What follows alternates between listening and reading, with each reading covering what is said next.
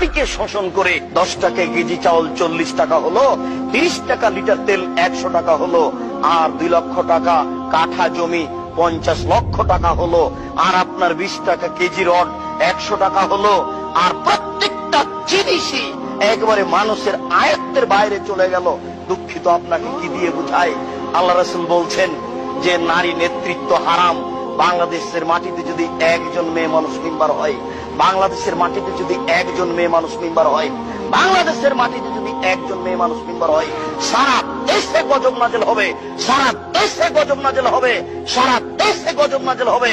বাংলাদেশ এমন একটা বোকা দেশ, এ দেশের বড় জন নারী, মেজ জন নারী, আরে সেজ জন নারী, 3 জন নারী। এদেশের গজব ঠেকানোর পথ কি হতে পারে?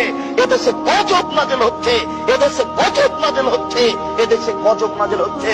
এই 3 নম্বর শ্রেণীর যুবকরা না বুঝে এসব ছোটাছুটি করছে। গজব ঠেকানোর কোনো পথ নেই। এই মাটির উপরে পুরুষের বেঁচে থাকার সুযোগ নেই, তাদেরকে এখন মাটির নিচে যেতে হবে। নারী নেতৃত্ব কে মেনে নিয়ে কোনোদিন দেশে শান্তি আনা যায় না, এটা অসম্ভব হতে পারে না। আল্লাহ রাসূলকে অপমান করে, আল্লাহ রাসূলকে উপেক্ষা করে জাতির কল্যাণ চাওয়া যায় না।